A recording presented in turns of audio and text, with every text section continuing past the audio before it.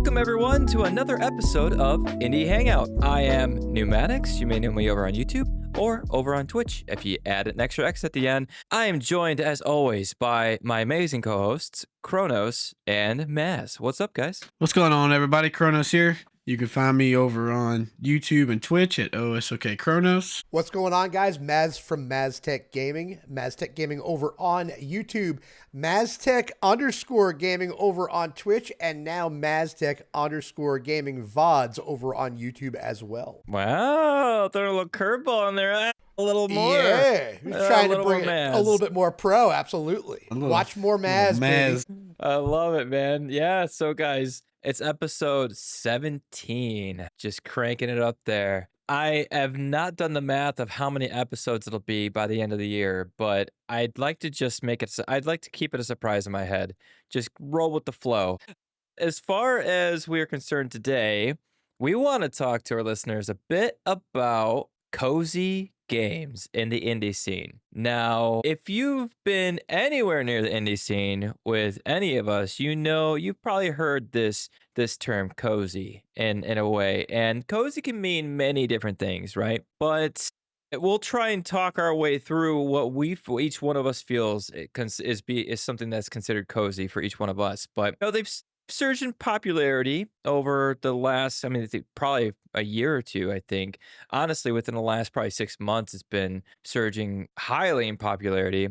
It offers players a low stress, comforting experience most of the time, and something that players could come away with, maybe in a better mood, a little bit more happy. And sometimes that complete opposite. You could have games that are maybe a scary game and someone might find that cozy. I wouldn't say so, but I'd like to add, though, Neumatix. I'd like to add something. Evolution, baby. Genre fusion. Cozy games are coming out now that have a little bit of a twist. So as comforting as they may be, some of them are going to be twisted up with some survival horror, some survival games. I'll let you get back to your thought, but they are evolving as well. Yeah. I think you know what it is, dude. I think it's funny you put that. We'll get to it in a minute. Yeah, no, in my head, yeah, with cozy, I would love to first ask you guys, what is a cozy game to you? Not what you think is cozy. I guess maybe it is what you think is cozy. Where I'm going with this, it's more of what is a cozy game to you, I guess. What makes you feel all warm and comfy and you just feel at home when you play this game? What comes to mind? What about you, Kronos? For me, cozy, I would have to go with like a Minecraft or something that you can just play and just kind of chill. Like you don't have to worry about like the fast pace of a shooter or like the RPGs where you're getting into fights or something like that. It's just a nice slow paced game if you want it to be. Of course, Minecraft has like you can change the difficulty and you got to fight and survive and stuff. But if you don't want to, you could just put it on, peaceful, and then you don't die. You can just build. You can just relax. It's just, to me, that's what I see as cozy. It's a game that you can just sit down and play without stressing over like I gotta win. Yeah, man, I like it. I have a same feeling with Minecraft. Minecraft's one of those games you just sit down and exactly. You can choose to be a bit more hardcore if you want with turning it. You can literally turn the game hardcore. If I don't know if you could do it on Bedrock, but you definitely do it on the PC version, Java. But other than that, like you said, you could turn to peaceful. For me, though, I always have to go with my tried and true farming simulator games. I don't know what's about it, man. It just makes me feel good. It makes me feel at home, which makes no sense. Maybe it does make sense because my backyard is literally a cornfield. Maybe that has something to do with it. I feel at ease. And it's something I can always get into no matter what. And it's more like it's that stress-free element you were talking about, Kronos, is that I could be laying in bed on my Steam Deck playing and not really having to focus really hard on something. It's just like, oh, I'm going to go do this. No, I'm going to go do that. It's nothing pressing. That's my, I would say, genre in general. What about you, Maz? Yeah, I'm kind of in the same corner as Kronos here. I was actually thinking about this, going over the notes. I was actually having a conversation with Mrs. Maztech about it earlier. It's like that game is so versatile. Think about how simple and ugly the game is. But it really is any game you want it to be. I mean, think about the versatility. I mean, the people that use Java to make it, a platformer, to make mini games out of it. You can make that a cozy game. You don't even have to put it on peaceful. Just go to bed at night. Don't go mining. Just do everything above ground to make it cozy. And to me, what a cozy game is something that's just kind of relaxing and almost mind-numbing or mindless. Something that I don't have to worry about. Something that's easy. Something that's safe. So it's kind of funny when we were talking about that genre fusion coming up. Some of these new games that are coming out. Of course, they're indie games that kind of meld and mesh the cozy game with the other type of genre. Does that make it, and we'll get into it obviously, but does that make it a cozy game anymore? Because, and the reason why I'm mentioning that during this is a cozy game to me is something that's, like I said, mindless and safe, and something that I don't have to really focus too heavily on, something that I can relax and play. It's designed to be easy, I think. Would you guys agree it's supposed to be easy to a certain extent? There's got to be some challenge there to keep people coming back, but it's supposed to be easy and just relaxing. That's why we're cozy, right? Yeah. Yeah, for sure. I also think that it's a good genre. I mean, I don't know if people consider it a genre of cozy games. I don't know. It's one of those weird things because I do feel like that term can be used for a multitude of different games, and depending on the person. But I think if you are a person that can play a game and create your own goals for yourself, you can do that in Minecraft. You could do that in Stardew. You could do it in quite a few different games that are considered cozy, and I think that's almost a defining mechanic of many of them is having the freedom to kind of do what you want. Yeah, there are certain things and goals that you are to achieve, maybe a story, maybe not, whatever the case may be in that specific game, but it a lot of them allow you the freedom to kind of do what you want. And obviously Minecraft being the biggest, outlier of that. Some other games that before I'm curious.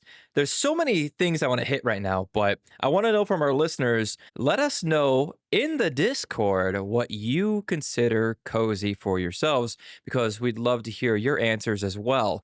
And if you haven't joined the Discord, be sure to do so by going into our About section, wherever you're listening to this podcast right now, and clicking on the link to join us over there. You can go ahead and talk with us, talk with everyone in there, vote on the polls, vote on the question of the pod, and even throw some questions in the mailbag. And we'll be sure to answer those when we do episodes just like this. But anyways, on to the next part here. So a lot of players that consider cozy can even consider cozy games. Like you also have games like Unpacking, A Short Hike, these kind of games that really encapsulate the player because they have such a meaningful impact. Like A Short Hike it's a very small game, but an impactful story to it. But you also have games like Unpacking, which there is a bit of a story to it, and like there's weird like underlying things if you've ever played that game. I guess there is. I've never played it myself, but I've heard a lot of people, and one of the things I heard from Unpacking was that you're unpacking, like there's a small room and you're trying to unpack things, I think, in your ex's house or something like that. And then you soon realize, like, whoa, there's too much stuff. I can't fit all the stuff in here. But then it's supposed to be like an opener, a mind opening thing. Like, oh, I get it. There's no room for me here anymore because I don't belong here anymore. It's like a whole thing, So it can even resonate with that with cozy games. Do you guys think that's a true thing? Have you ever played a game that you felt like would be considered cozy because of the story, the impact of the story it would have on you or a player? Not really. Not that I can think of. That's a really tough question. That's why I'm like I was trying to wrap my Yeah. head around like what games that would. I mean, are you guys familiar with the game Core Keeper? I mean, that kind of feels that way to a certain extent, but it doesn't stay that way. But I mean, could you elaborate for me a little bit, Neumatix, on that? I just want to make sure that I'm answering it correctly because it's a good question. I've got some ways that I could go with it, but I'm not totally sure I fully understand. See, that's why it's hard with cozy, right? Because it can mean multiple things. Because with story, so Here's my before I get into that, here's my perspective of it. I think no matter who you are, in a lot of games you can consider something cozy. Like someone could consider Halo cozy, and that is because for you, Kronos, you grew up playing that game. You've loved that game all the way up until I think 5, where you didn't really care for it too much, but you still played it, right? Well, that resonates with you. The story resonates with you. The player, the Master Chief, the enemies, it's comforting to know when you get into the game, you know everything about that game and the story. So when you look back at the nostalgia of it, it's almost that comforting feeling. And someone might even consider that their cozy game because of that. Got you. So I don't know if that clears it up at all, but or if Well, that made it even worse. No, I mean it kind of did a little bit of everything, right? But I mean I think that's more of a tried and true type thing versus cozy, because cozy is really like a subgenre. I think it's as it becomes more and more popular. I mean, people create channels off of cozy games. They create podcasts off of cozy games. So there's lots of moving parts that make a game a cozy game. So I guess if we're talking opinion, yeah, I mean, Final Fantasy, which is one of my favorite series. I'm currently playing Final Fantasy 4, which is not an indie game, but I mean, that could be a cozy game because I'm comfortable with how it goes. I know the storyline. Another argument would be something, because I think it's kind of like mindless and something that's kind of something you don't have to watch like a hawk. I mean, versus story, I just feel that the cozy feel is more like it's a relaxing, let your guard down type of game. I would never consider, and maybe Kronos disagrees with me, I would never consider Halo to be a cozy game whatsoever. I mean, that's hellish. I'm actually right? going to agree with you, Matt. And so, right. And so, like, I think of another game that I'm playing right now. It's not indie, but it's something that you were playing too. You're currently playing as well, right, Neumatix? It's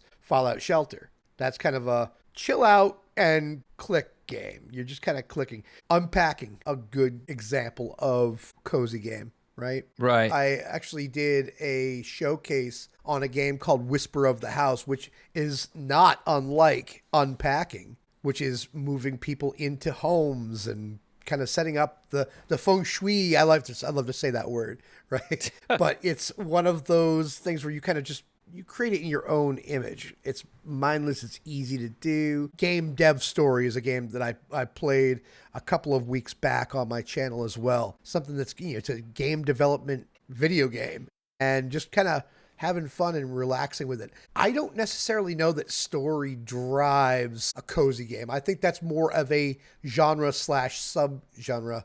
That kind of it's the same type of it's so hard to explain what I'm trying to articulate, just because it's the way that the game feels. Some of the cool things like Dave the Diver, that's we've talked about that many times on the podcast. It's diving and fishing and fighting sharks, but then you run a sushi bar at night and you have a fish farm that you can cultivate during the day. And you can upgrade and all kinds of really cool stuff. But that's kind of like the cozy aspect. It's kind of when we talk about genre fusion, like that game Relic Abyss I was talking about.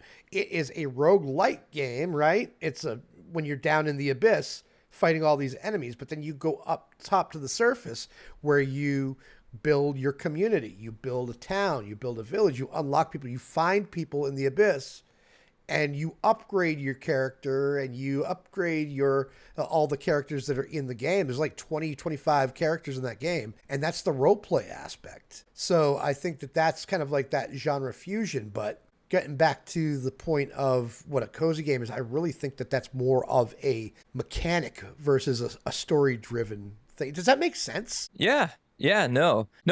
I'm completely on board with this. Like, and I love the discussion because that's why it's so hard to pin down, because I understand what you're saying. You're like, in your head, this is how a cozy goes for you. It's the mechanics of the game, the stress-free element to it and all that. And someone else would say, no, it's a story. And someone else would be like, well, how can, like the game you just mentioned, like even just Fallout Shelter, some people would not consider that cozy because Correct. It has fighting and guns and it's post-apocalyptic and zombies coming in. It's like, so does the theme of the game matter? Could you consider a horror style game cozy just because the mechanics of it are that story, have that story, that cozy element. Well, I think that's where that fusion is going to be coming in. There are a few games coming out that will give you a time to have a cozy portion of it, and then there's times to not be so cozy. And I'm not sure exactly what game it was. I've heard that it's coming out, but you do your farming and your everything, your cozy stuff during the day, and at night you get attacked. And you need to board up your home, and you're getting attacked from, animals at night. And there's a lot of them that are coming out that are kind of, I don't want to say tarnishing the cozy genre, but how many cozy games can we get before it's like, okay, enough, right? And there are some people that are like, well, the answer to that is never. They're awesome games, and cozy games are fun. I'm not gonna take that away. But we're always, especially as indie developers are building their games out there, they need to innovate. We've talked about this 1.5 million times new. 48 new games get released on Steam every day. What makes your game so special that it stands out? And Asian or replication is never the sustainable answer. So I think it's going to change over time. Yeah, I can see that too. And another argue point, right? And I was going to get to is, obviously you're gonna and here's another thing is like, is it really considered cozy anymore when you have these genre fusions or these fusions of different mechanics going in place, like you said, of farming during the day and you're being attacked at night? Is that considered cozy anymore? Probably not, because then you could still argue, like, as the argument would go for, like, Kronos says, Halo's not cozy, someone else would say it is. And the only reason I had stated that, so I made that an example on purpose because I had heard from another creator, a Nintendo Talk. He's a big time creator with Nintendo games and stuff, and he plays a lot. He got really big because of Animal Crossing. And he made the argument, because he's on a podcast about cozy games in general with two other creators, and he made the argument that Skyrim is his cozy game. And in my head, I'm like, the hell are you talking about? Skyrim? Cozy? And he made that argument of what I explained, with it being almost like that familiar game you always can get into. For him, it was that mindless game, that not mindless, but like that game you could just go into and just kind of be kind of just like not really pressed. He could just kind of go along. He could go and fight some things if he wanted. He can go and sell his stuff to all the merchants across Skyrim. He could go and, try and kill off all the guards. Like, it didn't really matter. It also is a big game that allows you many opportunities to kind of do whatever you want, and you can have your own goals to do whatever you want. That's why I got interested in it, and that's why I brought that scenario about Halo. So I know your stance on it, obviously, Kronos, and you were saying the same too, Maz. Now, since you mentioned it that way, I guess if we look at it from that perspective of like what else you can do in the game, Halo is like a multiplayer or story game. It's fast-paced action, right? But it also has Forge mode and custom games. So Forge mode, you can just sit there and build maps all day, which is, you're not stressing over anything really. And then custom games, you can literally do like a racetrack and you can just drive around or just play little, they have like little mini games, almost like an arcade, like, it's like skee ball and stuff. So, I mean, I guess I could see like that, since you can do other things in it that aren't fast-paced action related, that the other stuff could be kind of cozy, relaxing, and could to some people indicate that it is a cozier game. I still think I disagree, and I think it's damn. right, here we go, but I'll explain why. Neumatix, would you agree that Final Fantasy VII is like one of your go-to all-time games? Yeah, definitely. In the top 5, it ties almost with Legend of Zelda. There you go. And so I think the words that we're getting mixed up with cozy is comfort, right? It's a comfort game. This is my go-to game. Skyrim is it for me. I wouldn't say it's my cozy game. We're Fallout 4. One of those games is like something mindless because I've played it 11 billion times. It's one of those things where I know the game. I don't have to think about it. I know what's going to happen. There's no surprises. There's no suspense. It's just, this is what's going to happen. This is what's going to happen. And it's so much fun playing.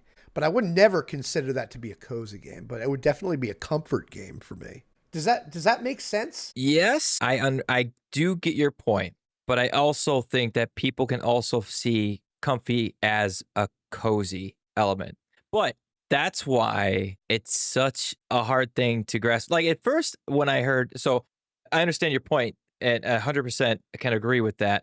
But on the opposite end, I do understand why people can confuse this because it is so broad to many different people where it seems almost like it's set down solid thing. Like you think cozy, oh yeah, well unpacking and a short hike and Animal Crossing and almost these cutesy, like almost like I don't know, I guess cutesy's not even the right way either. I don't know. It's such a hard thing to grasp down, and that's why I wanted to bring it up as well with you guys because it's even being confused by the people who play the cozy games.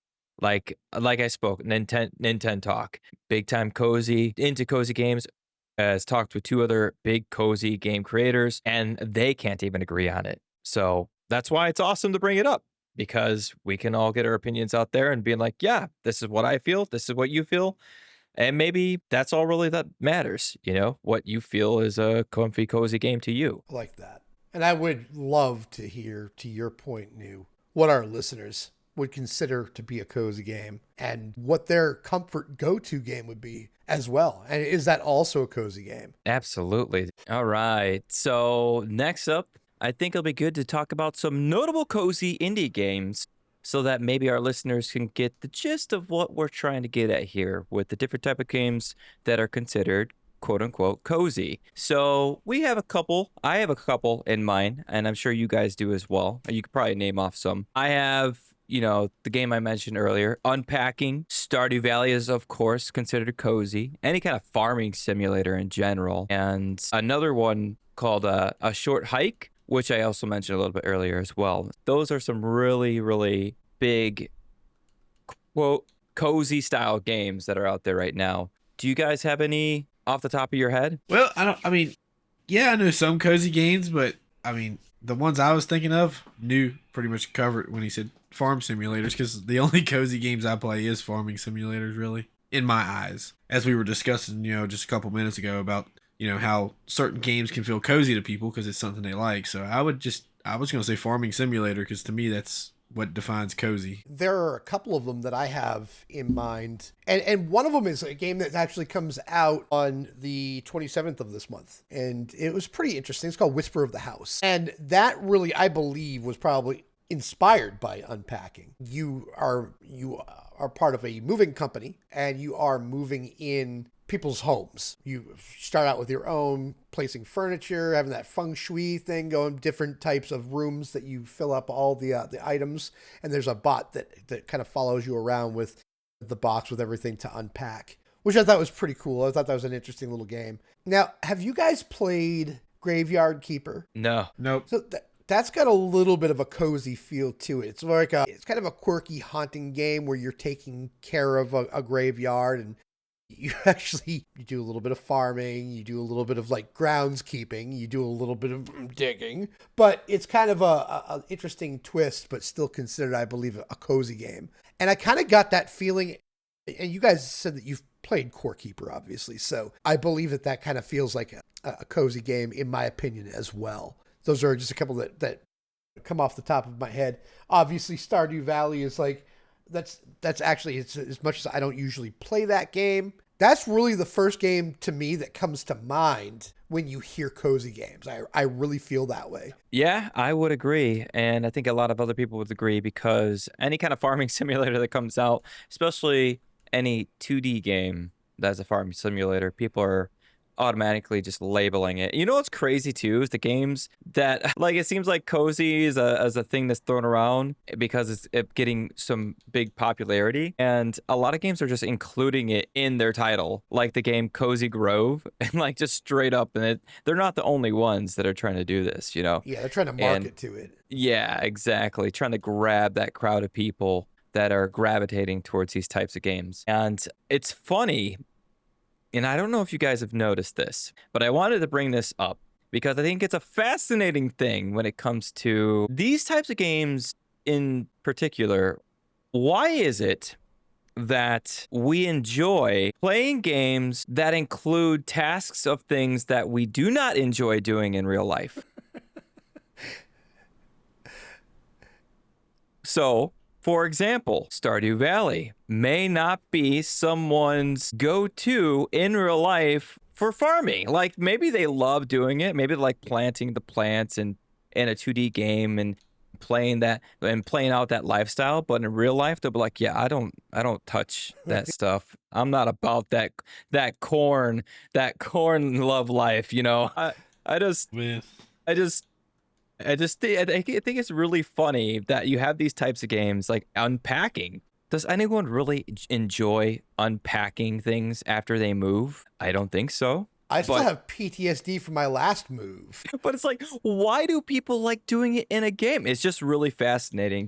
What do you guys think of this? What do you think of this, Kronos? That's you got a very good point there with that. It's I've caught myself doing that a lot of times too. Like I don't know, maybe it's just they find it fun when it's not technically required to be done. Just like people that play simulators, you know, like the grocery store simulator. Like you're not gonna find half of these people working in a grocery store. Or like, you know, like the car wash simulator. I've seen people riding down the road that probably play games like that haven't washed their car in years. Dude, I love that. I don't know, you know, like I guess it's just like when you're just playing, I guess, you know, we like gaming. So I guess it's just when you're playing that game, it's not as bad to do something like that. It's more of a just doing it for fun than it is like, man, I really got to do this. Yeah. How about you, Mez? You know, I look at it as it's something that we don't like to do, but simulating it is almost like a sense of accomplishment, right? And it's to see the result, it's satisfying. That's the only thing that comes to mind. Other than that, I'm drawing a blank. I have no idea. Because I've never gotten up ever and been like, yes, on mowing day. But I get to do laundry. Let's go clean the toilet, guys. Man, this is gonna be so much fun. Yeah, house cleaning day. Woo!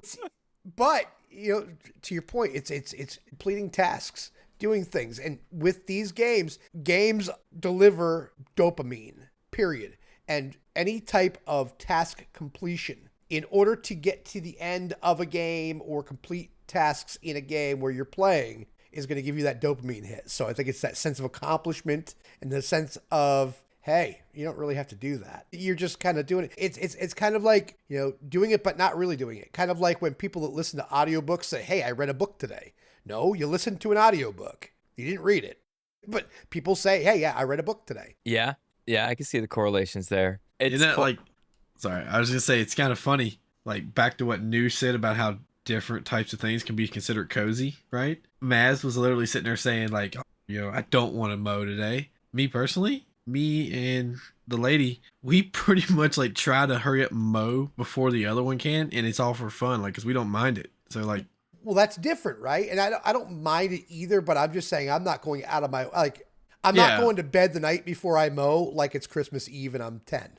Well, I don't think anybody actually does that, but like kind of like what you were saying, like there are people that are going to be like taking forever, like they're going to spend 2 or 3 hours, like, man, I got to go out here and do this, like, they're just going to keep on. Me, like, I'm like, heck yeah, I'm hopping on this new mower I just bought and I'm mowing today, like I'm excited for it actually. So yeah. Excuse me for liking to mow the lawn. Okay, I'm just kidding. I hate. There's no excuse for that. I hate mowing the lawn so much. Oh my god. Hey, he was like, this is 30 minutes I could be working on my game. Yeah, dude, I literally think like that, and I shouldn't because it drives me crazy sometimes. It's so bad. I'll be outside. Oh, but it's so stupid. Okay, like, and it's so stupid because I hate mowing the lawn, right? But I love plants. I love doing gardening work, which is super weird. No, it's cathartic, man. It makes sense. Yeah. Yeah, nothing wrong with that. Bay will help me mow the lawn. She'll do the front yard and I'll do the backyard because the backyard's way more. And it's like at the end of it, like once I get into it, I'm fine. But yeah, trying to just coax myself into doing it in the beginning is a task in itself. Mrs. Maztek does the lawn here while I'm at work, but we've got a nice little John Deere tractor with the 5-foot mowing deck. I mean, she's riding around, and I think we've got a 10-acre property, but I think it's like 4 acres that she mows. inside of like an hour. So not too bad. That's awesome, though. She loves it. She enjoys it. So because she will put on an audiobook and read her book. Oh, yeah. And she'll read it. Listen to a book. That's right. He picked up on it. You know, I wonder if also if it's like, you know, the biggest thing here that anyone listening would probably be pointing out right now, but like, well, you know, it's a game and you're just hands on the keyboard, eyes on the screen, doing things that have goals and tasks that make you feel, as you were saying, Maz, is something that makes you feel accomplished, where you can still have that sense of accomplishment in IRL, but you also have the physical tasking things that come with doing whatever it is you're doing, like mowing the lawn. I do mine with a push lawnmower, so I hate it because it drains me.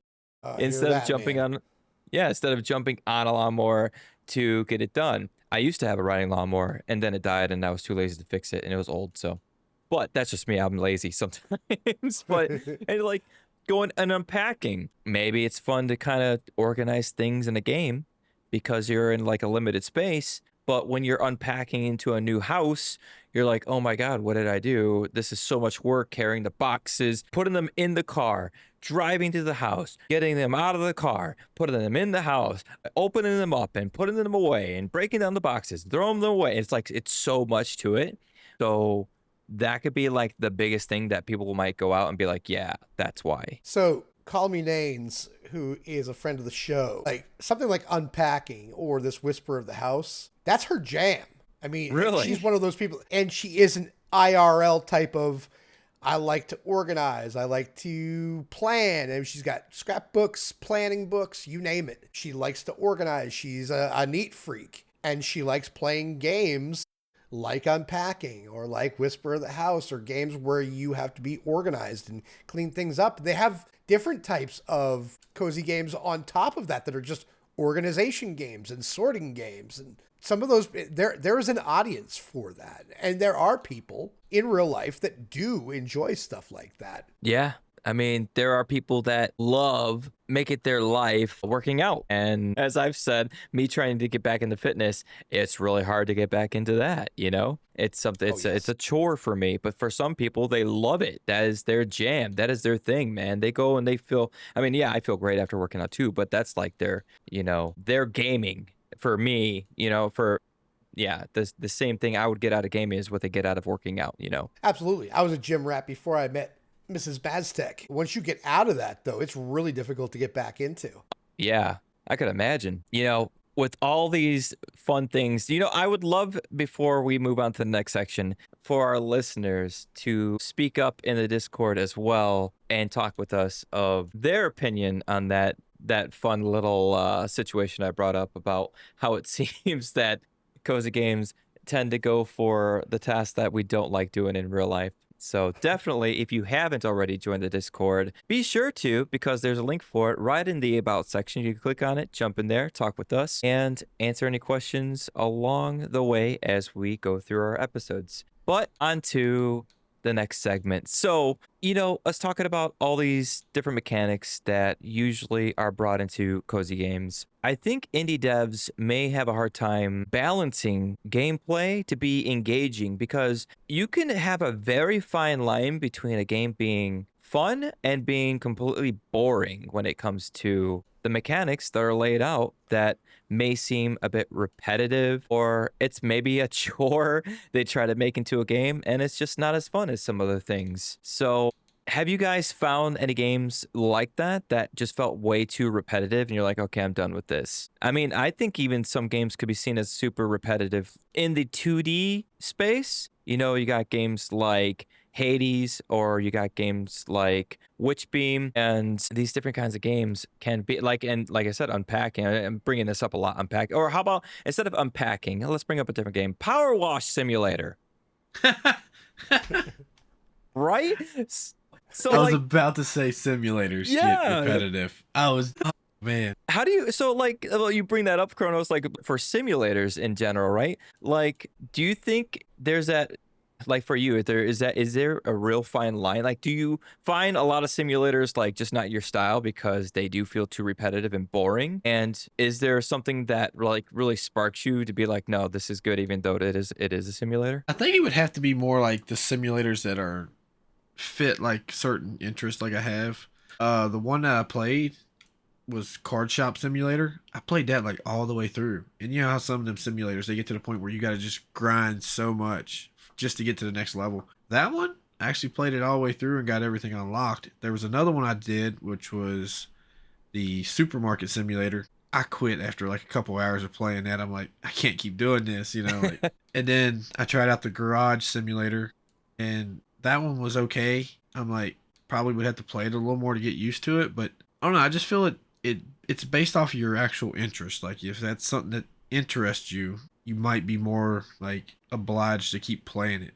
But a lot of the simulators, they have so much where you gotta just grind for like hours on end just to get to a certain level. And people, I see a lot of people just like, no, I don't play after that point. Yeah, that makes a lot of sense because it's a curious scenario that you have this one thing the game is just really good at, this one mechanic, but that can become very boring. So, what's the one thing a dev can do to continue the game without really changing it up? Well, just make it really grindy. Make it almost to the point where it is taxing to get to whatever it is, like the next level. And I've never played Power Wash Simulator, but for me in my head, it'd be like in that game, all right, well, like the next level would be, you're power washing maybe 3 houses and you upgrade to the next big powerful wash or whatever it is. And it's just like these things that they just throw in. I find it a bit lazy instead of really innovating, but on the other end, if they innovate with something that's working, they might completely take away from that cozy experience someone might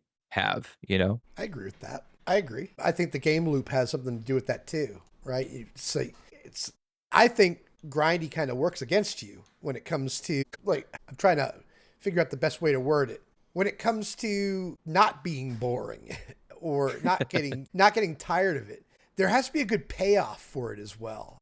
I'll give you an example. Like I did a showcase a while ago on a game called Car Dealer Simulator. That got tired quick, but it did offer, you had to wash the car, you had to fix the car, you had to go and buy parts for the car if you needed to make any replacements. Yeah. You had to do body work on the car. You had to grind, you had to put the Bondo on, you had to do all kinds of really cool stuff, but it still got tired quickly. Dave the Diver, really cool game, something we've talked about a bunch of times here on the podcast, and we actually have played it on my channel a bunch of times. But there is like the sushi bar, the part at night, that can get a little bit repetitive, but then they add other aspects, right? You've got, during the day, you're fishing and you upgrade all of your equipment so you can go deeper into the blue hole, which is the ocean that you're in. It's called the blue hole.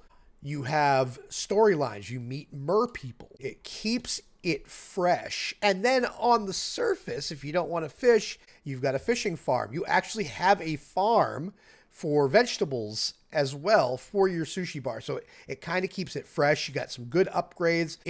The game loop is rather large, which is nice. Some of these games are a little bit too grindy, I think, and sometimes don't offer enough variety. Like, I don't know, like, to Kronos, I think you're absolutely right. Supermarket Simulator, absolutely. Like, what? But because there's only so much you can do. Stock the shelves. You ring people up. You buy more product. You stock the shelves. You ring people up. I mean, okay, you've done it once, you've done it 100 times. And so I think it really has to do with variety and payoff. Payoff being, upgrades and how can you get to the next portion? How can you expand the game versus just how do I get to the next, like, how can I just like level up and do the next task? If that makes sense. Oh, yeah. Could you imagine, though? It's so weird. Like, I don't know. I can't really speak too much about it, like, in terms of, like, just being against certain games because I love farming simulators. So people might look at that and be like, that's freaking weird, But, like, oh, I got the iridium pickaxe. Yeah. And, like, trying to, like, that's an accomplishment for me. But for someone else, but, like, yeah, and so you wasted your time playing that game to get that? Yeah, I did. I love it when I brag to my wife about an accomplishment in a game. She's just like, uh-huh. It's like, well, okay, that's nice. Thanks. I'm glad I told you. Right. Just a little side note and something to think about. Imagine all the stuff, like just think about all the stuff that we've grinded for in games that like we don't even play anymore. Right. I mean, that's crazy to think about in itself. Just I know it's a little That's side, not. like off the wall, but like I was sitting here thinking about that. I'm like, all the stuff like I did in like Farm Simulator 15, like hours spent on end to buy equipment, and I ain't played that game in 10 years. I'm like, I spent hours on a game that I don't play anymore. I'm like, and I was like, oh man, I bought all this, the logging and equipment. And I had the trucks to load them up in. Like, You know what's funny, Kronos, is what? you've brought up farming simulator and like the game itself, not just farming simulators in general, but farming simulator, right? The game itself. Yeah. I've looked at that and I'm like, man, I really want to play that. It's so weird of me, but like I'm looking at it, I'm like, I think this would be kind of fun. But I don't know if it would hold me in, if it would just be like, okay, yeah, that was fun and I'm done. Is it one of those games that you're like, yeah, I'm pretty cool with this kind of deal, or what? Okay, so let me put it to you this way. Okay. I bought this game for me and my stepson, and we sat down one day and was playing it. And we were like, hey, we're going to like, mow these fields and then bale the hay and everything. So you got to do each individual thing. We started playing in the morning, and the lady got home from work like 8 hours later, and we were still playing, and I didn't even realize it had been that long. Like I hadn't taken the dogs out or nothing. Like it sucked me in to where I was just playing. And I'm like, and she's like, like she was like, how long have y'all been playing? I'm like, well, since you left for work. Holy crap. That was 14 hours ago. But yeah, like it'll suck you in, and those games they have so much in them. Like it's wild how much stuff is in that game. And for some reason it doesn't get boring. I don't know how. I'm gonna have to try that. I'm not gonna lie. By the way, Farming Simulator 25, Xbox Game Pass right now. Hell yeah. Yeah, buddy. That's why I wanted to play, because it's free since I have the Game Pass. So Yeah, that's why I have it. Like I got it now too, because I was like, I wasn't gonna buy it. I bought it for him because he likes to play them, but I was like, I'm not gonna buy this one. I spent enough time. I need to play some other games. And then I seen it was on Game Pass. Yeah, I'm like, I'll sit here for a couple hours every now and then, farm some stuff. And it's like, on the next episode of Indie Hangout, we discuss our play styles with Farming Simulator 25. Love it. That's awesome. All that reminds me of, though, Kronos, is like that exact scenario. So Bay, my wife, when she first got into Minecraft, right? I went to work, and this is when I worked at a factory, and I was mandatory 12-hour shifts. And I got up for work, and she got up with me, and I was like, all right, well, I'm getting ready. I'm going to go. And she said, all right. And she got into, I'm like, are you going to play Minecraft? She's like, yeah, I'm going to play Minecraft for a little bit and go do everything else, blah, blah, blah. And I said, okay. I'll leave, do my work day, come back home, and I walk through, and no lights on in the kitchen, no lights on in the living room, no lights going up to the stairs. I'm like, what the heck? She usually leaves these lights on. And I go upstairs, open the door, and she's like seriously in the same spot. And I left her, and she's like, she looks at me almost like surprised, almost like red beady eyes, like, what are you doing here? And I'm like, it's like seriously surprised, like, what are you doing? And I'm like, I'm back home from work. She's like, there's no way that was 12 hours. It's just funny how these games can do that to you. Seriously. Because obviously, I mean, so many times we bring up all these types of games, especially Minecraft, but Minecraft can literally be any kind of game you want to a point, and it could even be kind of a farming game if you really wanted to, with how many things you can farm up in it and everything. So it's funny when people find those games that really drag them in. Before we get on to the next section, I have another fun thing to throw at you guys that I've been holding for the last probably 3 episodes, trying to figure out a good way to bring it up. Maybe it's not the best way with our cozy games, but what? We'll spit it out already. Well, I like to drag this out until I get to my point.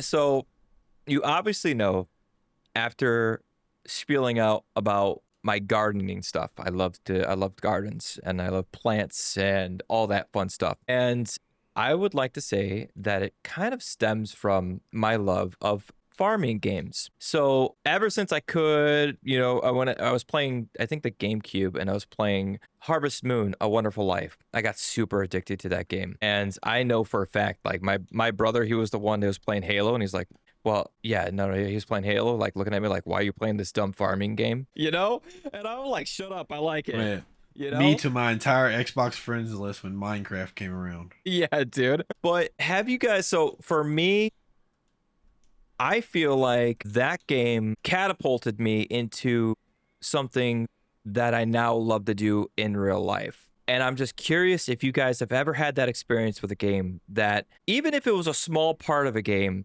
that helped bring out a bigger inspiration to you in real life. I have no idea. This is just because it's happened to me, and I don't know if it's something that happens to everyone.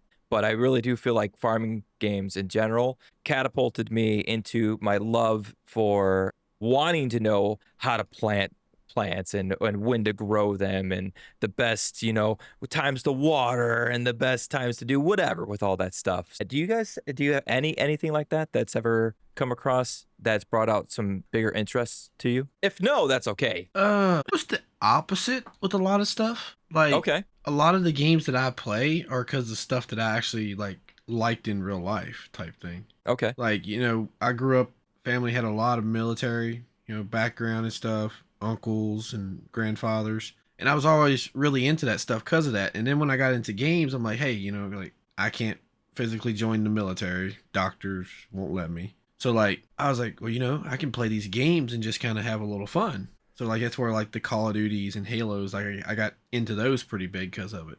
And then I grew up around cars all my life. My dad's been a gearhead since before I was born. So like, I was always around cars. So when I wasn't old enough to drive, but I could play like Forza or Gran Turismo and stuff, I was all over those games. I'm like, yeah, I'm racing, like, so. But then I will say there are games that, so like the Devil May Cry franchise, love those games. And like, I started playing them, and then after I played them, I noticed like I was more into like wanting to collect swords and stuff. So I can say like it did kind of bring on like a hobby in a way. So, Yeah. So like, Yeah. yeah, after playing Devil May Cry a little bit, like I was just like been obsessed with swords and stuff. So like, I was drawing them all the time, and now I'm buying some, hanging them on the wall in my room. So I get what you're saying, but like I've experienced a lot of the complete opposite too. Like stuff that I already had before like games came a big thing was what got me into games. Yeah, I get that. I can see, yeah, pun not intended, both sides of the sword here with that. Listen to you.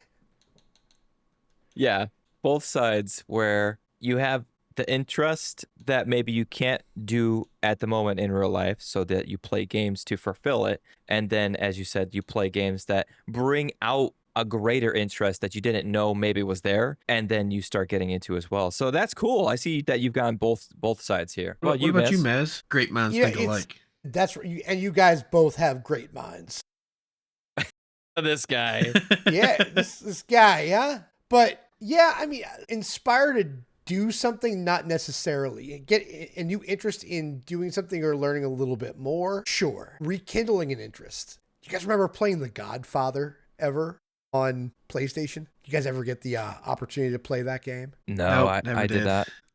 They had Godfather 2, and basically what you did was you worked your way up from associate to the dawn of the family, and you go in and you can extort businesses, and you can threaten them to get protection money from them, all that good stuff. That made me get into watching the Godfather series again, and also getting into Goodfellas and watching The Sopranos, and then learning more about like the real life activities that inspired these books and movies and all that good stuff. I remember with the N64 playing WWF Raw is War and WWF Attitude on that console. And that kind of got me into watching WWE wrestling. It's kind of weird that, so it looks like we got three different perspectives here. One that, is inspired to learn from it. One that is going based off of their interests, which is what attracts them to that game. And then there's me that's like, hey, this is a cool game. I want to watch more TV shows and read more books and learn more about these things. So Yeah, and there have been some inspirational things that I've gotten interest on from playing games or specific types of games every once in a while. You're definitely not alone. Nice, dude. Yeah. What? Come on. You never played Zoo Tycoon? I'm like, man, I want to own a zoo one Yeah, day. I want to own a zoo. Get me them giraffes. Give me them. I need a 2 giraffe and I need 3 elephants. That's right. Go. Go now. Get 'em. Oh man, yeah, no, that's good. And of course, I definitely want our listeners to chime in on this one as well. I think it's a fun little thing to talk about, just like the prior questions brought up in this episode so far. So definitely let us know your experiences that have brought out either interests or a little bit of from my perspective, Kronos or Maz. All right, everyone. Well, I think at this point, we'll go ahead and take a quick ad break. And when we get back, we're going to get into some more cozy game questions. And we're going to get into the poll right after this.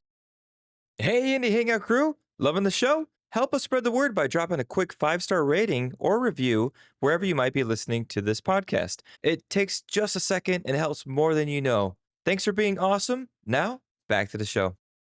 And welcome back, everyone, to the Indie Hangout podcast with me, Neumatix, OSOKKronos, and Maztech Gaming. So, guys, on to the next one here. So, where do you think this cozy trend's heading, guys? Do you think it's here to stick around? Or do you think it's going to go away? Because I know it's come forward. It feels like for me, this whole cozy trend, like games were never labeled cozy before.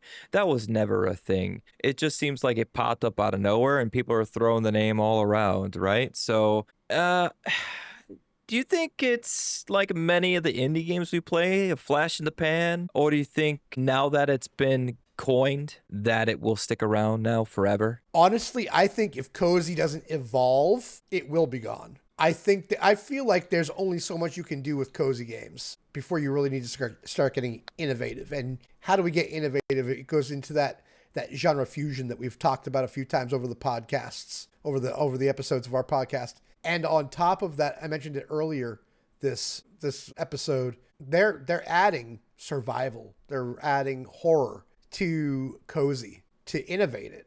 Because you were just saying it yourself, you get to be innovative. What makes you stand out from the 80 bajillion games that are coming out every month on Steam, on console, on mobile? I don't care. But you have to be innovative, cutting edge. And I think that genre fusion is kind of like the way to go. So I think they've been talking about, and there are games coming out moving forward that's doing cozy stuff, fishing, farming by day, defending your home or fending off zombies by night, just to kind of keep it fresh. But I think that we got it with Stardew Valley. That kind of set, I think that was really, honestly, that's when I first started really hearing cozy in a description of a game. I don't know if you guys would agree with that or not, but I feel like it can be tracked back to that. But I think in a lot of cases, though, it's important to understand that you can only do so much of that before it's no longer fresh and new. And we had Harvest Moon, like you mentioned, and that was the inspiration for Stardew. Am I correct on that? Yeah. Yep. So we emulated that. We did a little bit. We did better than that. And now I'm going to do this. And you were talking about it a couple of episodes ago, Neil, that people get called out because basically what you're doing is completely trying to duplicate a game and jump off its success versus being innovative. Right. Yeah, doing the same thing instead of actually doing something else with it. How about you, Kronos? You think cozy games are dead in the next couple years if they don't start doing something? It depends. I'm gonna go in the middle. Like I think.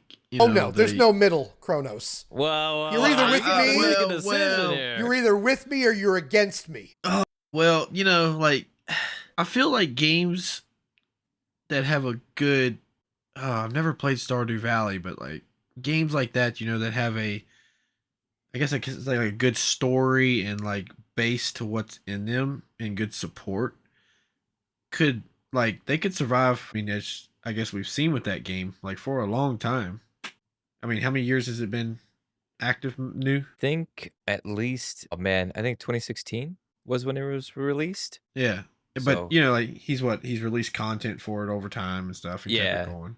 So like, like a game like that, as long as it's good to start with and like, has the content coming in, I could see those type of games surviving for a while. But then I could also see like Matt said, to where it's like some of them, if you push the boundaries, try new things like, genre fusions and like, okay, well, hey, as we talked at the beginning of the episode, like what do different people find cozy? It's like, okay, well, let's make this like a cozier type game, but throw like a zombie aspect into it or something, like something weird, like that throws it off the normal path that cozy games kind of follow. And it could be like a next standout title that makes that game last for 10 years from now, like. yeah, yeah, absolutely.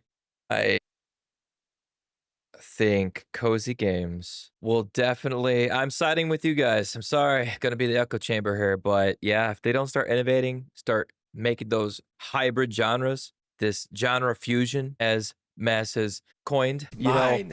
blending these cozy games with other things. Like there's another game. I don't know if this is the one you're talking about, Mass, but We Harvest Shadows. It's a 3D farming game, and during the day, it's very nice. You do your normal farming things, blah blah blah, and at night you get attacked by paranormal things. So, and it's very strange. Like it's almost like it makes you sit back. Like, would this game actually be successful? Would it work? Are people who play cozy games interested in something like this? I mean, could be, or maybe. I mean, there's so many different types of gamers out there. There's gotta be gamers that love the experience of both worlds here. Yeah, I think they need to start doing a bit more in order to stop being compared to one another, you know? Got too many games that are, like, doing the same old crafting. You craft your food, you craft your, same old, especially in farming simulators in general, and almost the same point, if you've ever played any kind of fishing simulators, they kinda I mean, I understand it can be hard to innovate with those because you are trying to simulate real life situations, but you do have to have the element of surprise every now and then. Like it's still it's a game, and you got to make it fun in different ways. And I think, like you were saying, Kronos too, is that especially with like Stardew being brought up so much tonight, but he kept it alive by constantly updating it and keeping it fresh because otherwise I think that game would have died probably long ago because other games came out that would have just left it in the dust like Fields of Mystria, Coral Island. You got all these other ones that came through with completely different dynamics that just made a really big impact. All right, guys, I think at this point, we're going to go ahead and get into the poll. So, over on our Discord and over on X, we put a poll up for everyone to go ahead and vote on, which had the question, what makes a game feel cozy to you? And you had the choices of soothing visuals, relaxing music or sounds, simple, stress-free gameplay, or heartwarming story characters. What did you vote for, Kronos? I voted for simple, stress-free gameplay because, as we were discussing at the beginning of the episode, I personally think that cozy games are just those relaxing games that doesn't take a lot out of you. So I'm like stress-free, simple, I'm not taxing my brain. I'm just relaxing and just playing a game. Nice. How about you, miss? I also went with simple, stress free gameplay. I mean, I think that really any of these answers can be the correct. I mean, there's never a wrong answer anyway, right? But I think if you look the soothing visuals, the relaxing music or sounds, simple stress-free gameplay, heartwarming story and characters, I think all of those are ingredients to a really good cozy game. But I did think that simple stress-free gameplay, something mindless, mind-numbing, as I mentioned at the beginning of this episode, is really what makes a cozy game cozy for me. Nice. Well, here it is, everyone. We all chose simple stress-free gameplay, as did our listeners. 100% votes went to this, and I can see why. I see it too. It's I think out of all of these, as you said, Mez, really the ingredients to a really solid cozy game, right? Maybe it doesn't even have to be cozy, a really solid, easygoing game. And simple, stress-free gameplay, I mean, out of all of them would be the concrete on which that game sits on, right? To be considered cozy, because I don't know about you, but Cozy is the kind of game that I would like to play when I just kind of want to veg out, you know? I don't really, I've said this before, if I'm laying in bed on my Steam Deck and just kind of zoning out to a point, I just want to have, I don't want to worry about, you know, a multiplayer game. I don't want to worry about getting a hard task done in the game. I just want something easy going. So I love it. All the listeners thought so too. And we also had some comments from a couple of listeners as well. One of those, of course, Mr. Yemi the Ferret. So Yemi goes, I'd go with a combo of simple stress-free gameplay and relaxing music, but more so the gameplay. And I mean, honestly, if anyone's played any kind of cozy game, it more than likely has a really soothing, easygoing soundtrack that goes along with it, you know? And then we also had a comment from Nilet. I don't do cozy, which is fine, but let's go with just relaxing visual style music and gameplay. So, Good old Nilet. good old Nilet. It's funny because I know Nilet goes for those Dark Souls type games. So definitely being a listener of the podcast and hearing that poll come up or seeing that poll come up, and I know when he listens to this podcast, he's gonna be like, really? Yeah, Souls-like. A Souls-like is like, to me, the polar opposite of cozy. Absolutely. You know what I mean? Oh, that's it, Maz. You just did it right there. There's going to be a genre fusion, a cozy Souls-like. I was thinking that, but it's like, how do you even do that? If they're polar opposites, it's so divisive. I would love to see it. What would that look like? It would look like crap. Yeah, dude, terrible. You imagine, Souls-like game, run your main boss, milk the cow. Right? No.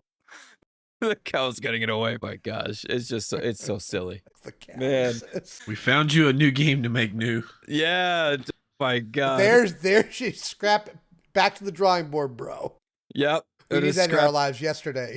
Scrapping everything, all in on this new idea. All right. No, absolutely. Thank you, everyone, for chiming in on the poll. We really do appreciate it. Thank you for mentioning how you felt about making your decision over on the poll. And as always, like I say, if you want to join in on the discussions, the polls, the questions, the mailbag, which we didn't get into tonight, so everyone who's listening, please do so. Nudge, nudge, hint, hint, get over there. Leave some questions for us so we could get Mr. Kronos to share his beautiful voice, beautiful singing voice at the end of the podcast here, at the end of the episodes. But you can do so by joining the Discord in the About section. Click on that link and let's have a chat. Let's further the discussion. But all right, guys, that's it, man. That's it. Hey, I got something real quick.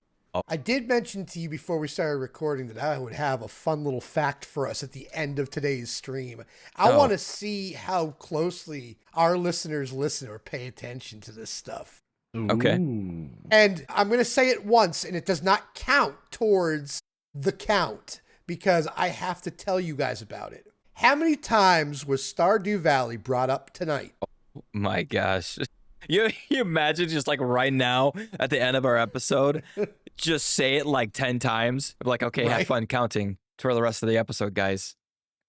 Oh my gosh. You even better? How many times did we say cozy? Oh, I know. Oh man, like Stardew Valley or Cozy, I couldn't tell you which one would be said more. Well, that's one more. One more. I love it, Maz. Definitely. How many times was it said? I'm going to say, how about for Stardew Valley? I'm going to say, we should make a game out of this. Who's the closest at the end of the episode? And whoever's listening right now, I mean, hey, this be a fun little thing to do at the end of it, like you said. How about Stardew? Let's say at least 23 times. Today. Tonight. Yeah, today. Okay. Kronos. I'm gonna say 31. Believe it or not, Kronos, you just said it once. Neumatix, you said it once. And I'm going to count the time that I said. How many times has it been said tonight? Believe it or not, guys, 10 times. Wow. Dang. Nice catch. That's crazy stuff. Dang. that was- I was like, dang. So when we started talking when we got the notes that we're going to do cozy games, I'm like, that game is going to be mentioned 400,857 times. And we did it 10 times. Dang. And this whole time, Maz has been keeping track. I actually have. I've got a tally here. And as you guys are repeating the question back to me, I'm marking it again. He's adding to it. Yep. Yeah, no, I think that's going to be a really fun game for our listeners to jump in on, Maz. So I definitely think they should be saying something about this episode in the comments over on YouTube or on Spotify to let us know that it's game on. 100%. Cool. Well, now that Maz has surprised us with that fun little game, I think now it's time for us to end it, fellas. So, as always, we thank you, each and every one of you who chime in and listen in on the podcast episodes. We really do appreciate it. We appreciate anyone leaving reviews. We appreciate everyone jumping into the Discord and all the love and support you guys have shown us. And it helps us continue to keep on coming out with more episodes for you guys to listen to. But if you did enjoy, be sure, if this is your first time or even your second time, you should know we release episodes every Thursday at 5 a.m. Central Time, 6 a.m. Eastern Time. And until next time, we will talk to you guys later. Bye. It's a wrap. See you later.